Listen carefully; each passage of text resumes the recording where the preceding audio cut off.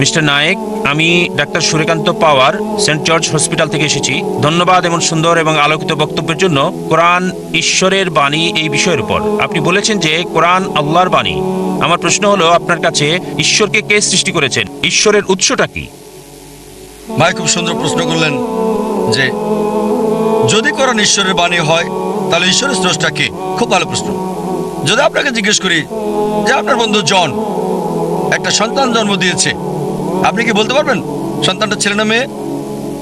আপনার বন্ধু জন হাসপাতালে একটা সন্তান জন্ম দিয়েছে, সন্তানটা ছেলে নাকি মেয়ে বলতে পারবেন? অনুমান করে বলেন। না, ছেলে না মেয়ে বলতে পারছি না। সরি, অনুমান করতে পারছি না। চেষ্টা করেন। 50% হলো বলেন। হ্যাঁ, 50 ভাগ, অর্ধেক সম্ভাবনা। ঠিক আছে, বলেন। ছেলে। ছেলে। ভাই পুরুষ কি সন্তান জন্ম দিতে পারে? না। এখন এটা ছেলে না মেয়ে? নামটা মেয়ে নাম হতে হবে। আমি আপনাকে বলছি আপনার বন্ধু জন।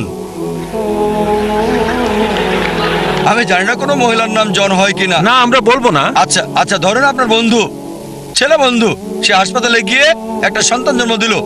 সন্তানটা ছেলে না মেয়ে? মেয়ে। পুরুষ কি সন্তান জন্ম দিতে পারে? না।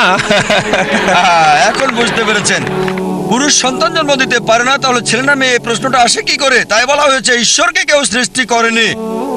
আপনার প্রশ্ন কে ঈশ্বরকে সৃষ্টি করেছে, আমার প্রশ্নের মতো যে পুরুষটার সন্তান জন্ম দিয়েছে হাসপাতালে, সেটা ছেলে নাকি মেয়ে, প্রশ্নটাই অযৌক্তিক। কারণ আমরা জানি যে পুরুষ সন্তান প্রসব করে না, তাহলে ছেলে না মেয়ে এই প্রশ্ন আসে কি করে? তাই বলা হয়েছে ঈশ্বরকে কেউ সৃষ্টি করেনি। প্রত্যেক সৃষ্টির একজন স্রষ্টা থাকে, ঈশ্বরের কোনো স্রষ্টা নেই। তাই নাস্তিকের সাথে তর্কের সময় কখনোই বলি না যে সবকিছুরই স্রষ্টা আছে। আমি বলি প্রত্যেক সৃষ্টির স্রষ্টা আছে, ঈশ্বর কোনো সৃষ্টি নয়। বলা হয়েছে যখনই আমি বলবো ঈশ্বরের স্রষ্টাকে, আর সে ঈশ্বর নয়।